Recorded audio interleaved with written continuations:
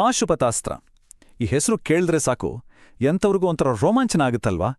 ಇದು ನಮ್ಮ ಪುರಾಣಗಳಲ್ಲಿ ಬರುವ ಅದೆಂಥ ಭಯಾನಕ ಅಸ್ತ್ರ ಅಂದ್ರೆ, ಇದು ಕೇವಲ ಒಂದು ಆಯುಧ ಅಲ್ಲ, ಇಡೀ ಬ್ರಹ್ಮಾಂಡವನ್ನ ನಾಶ ಮಾಡೋಕಿರೋ ಒಂದು ದೈವಿಕ ಶಕ್ತಿ.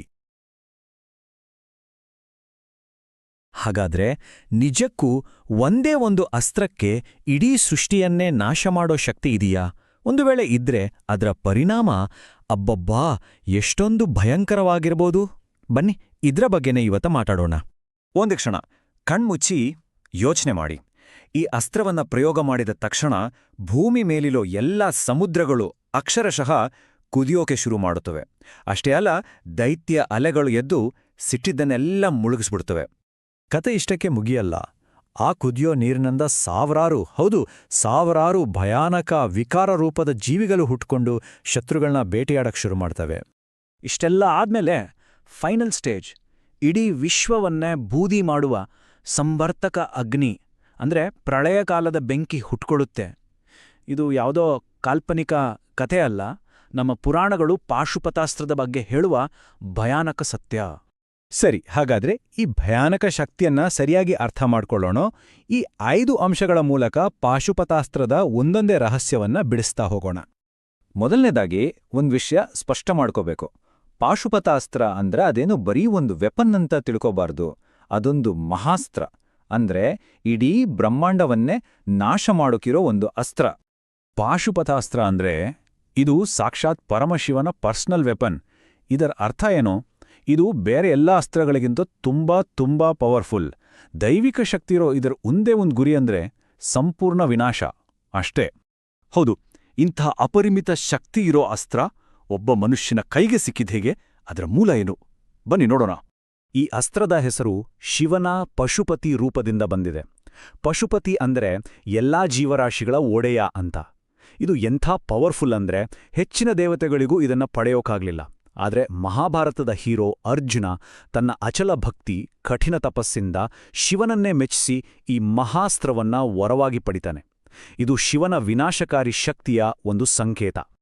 ಸರಿ, ಈಗ ಈ ಅಸ್ತ್ರದ ಬಗ್ಗೆ ಒಂದು ತುಂಬಾ ಇಂಟ್ರೆಸ್ಟಿಂಗ್ ವಿಷಯಕ್ಕೆ ಬರೋಣ. ಇದೇನು ಬರೀ ಬಿಲ್ಲುಬಾಣದ ಥರ ಕೆಲಸ ಮಾಡಲ್ಲ.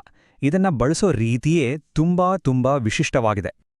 ಪಾಶುಪತಾಸ್ತ್ರವನ್ನ 4 ರೀತಿಲಿ ಪ್ರಯೋಗ ಮಾಡಬಹುದು. 1, ಮಾಮೂಲಿ ಬಿಲ್ಲು ಬಾಣದ ಹಾಗೆ. 2, ಕೇವಲ ನೋಟದಿಂದ, ಹೌದು, ಕಣ್ಣಿನ ದೃಷ್ಟಿಯಿಂದಲೇ ಗುರಿ ಇಡಬಹುದು. 3, ಮಂತ್ರ ಹೇಳುವ ಮೂಲಕ. ಮತ್ತು 4ನೇದು, ಇದೇ ಎಲ್ಲಕ್ಕಿಂತ ಡೇಂಜರಸ್, ಬರೀ ಮನಸ್ಸಿನ ಸಂಕಲ್ಪದಿಂದ, ಅಂದ್ರೆ ಇಚ್ಛಾಶಕ್ತಿಯಿಂದಲೇ ಇದನ್ನ ಬಿಡಬಹುದು. ಇದು ಇದರ ಅಲೌಕಿಕ ಶಕ್ತಿಯನ್ನ ತೋರಿಸುತ್ತೆ.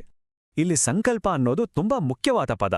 ಅಂದ್ರೆ ಈ ಅಸ್ತ್ರ ಬರೀ ಫಿಸಿಕಲ್ ಪವರ್ ಮೇಲೆ ಡಿಪೆಂಡ್ ಆಗಿಲ್ಲ, ಅದನ್ನ ಬಳಸೋ ವ್ಯಕ್ತಿಯ ಇಚ್ಛಾಶಕ್ತಿ, ಅವರ ಮೈಂಡ್ ಪವರ್ ಮೇಲೆ ಕೆಲಸ ಮಾಡುತ್ತೆ. ಒಂದ್ ರೀತಿ ಮನಸ್ಸೇ ಇಲ್ಲಿ ಅಲ್ಟಿಮೇಟ್ ವೆಪನ್.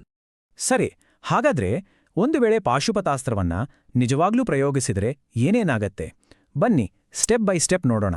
ನಮ್ಮ ಪುರಾಣಗಳು ಹೇಳೋ ಆ ಮಹಾವಿನಾಶದ ಚಿತ್ರಣ ಹೇಗಿರುತ್ತೆ ಅಂತ. ಮೊದಲನೇದಾಗಿ, ಈ ಅಸ್ತ್ರದಿಂದ ಸಾವಿರಾರು ಭಯಾನಕ ಜೀವಿಗಳು ಹುಟ್ಕೊಳ್ತವೆ. ಇವೇನು ಮಾಮೂಲಿ ಜೀವಿಗಳಲ್ಲ, ಹುಲಿ, ಸಿಂಹ, ಹಾವಿನ ತಲೆಯಿರೋ ವಿಕಾರ ರೂಪಗಳು.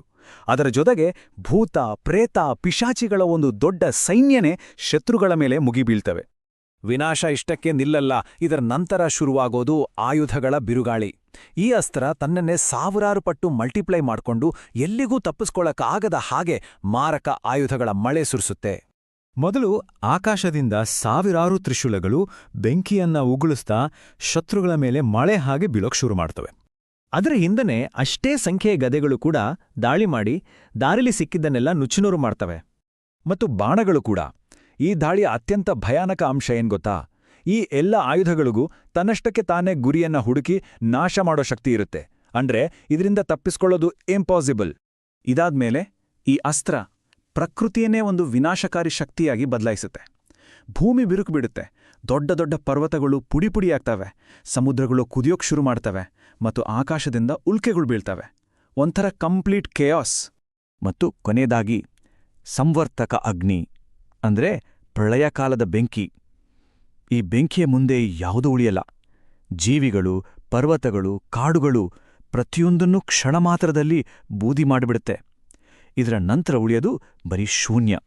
ಇಂಥ ಊಹೆಗೂ ನಿಲುಕದ ಒಂದು ಶಕ್ತಿ ಕೈಯಲ್ಲಿದ್ದಾಗ ಅದನ್ನ ಬಳಸೋದು ದೊಡ್ಡ ವಿಷಯ ಅಲ್ಲ, ಅದನ್ನ ಬಳಸದೇ ಇರೋದೇ ನಿಜವಾದ ಶಕ್ತಿ ಅಲ್ವಾ? ಅರ್ಜುನನಿಗೆ ಈ ಅಸ್ತ್ರವನ್ನ ಕೊಡುವಾಗ ಶಿವ ಒಂದು ಸ್ಟ್ರಿಕ್ಟ್ ವಾರ್ನಿಂಗ್ ಕೊಟ್ಟಿದ್ದ. ಇದನ್ನ ಯಾವತ್ತೂ ಸಾಮಾನ್ಯ ಸೈನಿಕರ ಮೇಲೆ ಪ್ರಯೋಗ ಮಾಡಬೇಡ. ಯಾವಾಗ ಅಧರ್ವ ಎಲ್ಲೇ ಮೀರುತ್ತೋ, ಬೇರೆ ದಾರಿನೇ ಇಲ್ಲ ಅನಿಸುತ್ತೋ ಆಗ ಮಾತ್ರ ಇದನ್ನ ಬಳಸು ಅಂತ. ಇದು ಈ ಅಸ್ತ್ರದ ಜೊತೆ ಬರುವ ದೊಡ್ಡ ಜವಾಬ್ದಾರಿಯನ್ನ ತೋರಿಸುತ್ತೆ. ಅದಕ್ಕೆ ನೋಡಿ, ಮಹಾಭಾರತ ಯುದ್ಧ ಎಷ್ಟೇ ಭೀಕರವಾಗಿದ್ರೂ ಅರ್ಜುನ ಇದನ್ನ ಬಳಸಲೇ ಇಲ್ಲ. ಯಾಕಂದ್ರೆ ಅವನಿಗೆ ಗೊತ್ತಿತ್ತು, ಪಾಶುಪತಾಸ್ತ್ರವನ್ನ ಬಳಸಿ ಗೆದ್ರೆ ಆ ಗೆಲುವಿಗೆ ತೆರಬೇಕಾದ ಬೆಲೆ ಇಡೀ ಜಗತ್ತಿನ ವಿನಾಶ ಅಂತ. ಹಾಗಾದ್ರೆ ಕೊನೆಯದಾಗಿ ಒಂದು ಪ್ರಶ್ನೆ: ಇಂಥ ಪರಮಶಕ್ತಿಯನ್ನ ಹೊಂದೋದು ನಿಜಕ್ಕೂ ಒಂದು ವರನಾ, ಅಥವಾ ಅದನ್ನ ಬಳಸಬಾರ್ದು ಅನ್ನೋ ಜವಾಬ್ದಾರಿಯೇ ಒಂದು ದೊಡ್ಡ ಶಾಪನಾ? ಈ ಪ್ರಶ್ನೆಗೆ ಉತ್ತರ ಬಹುಶಃ ನಮ್ಮೊಳಗೆ ಇರ್ಬೋದು.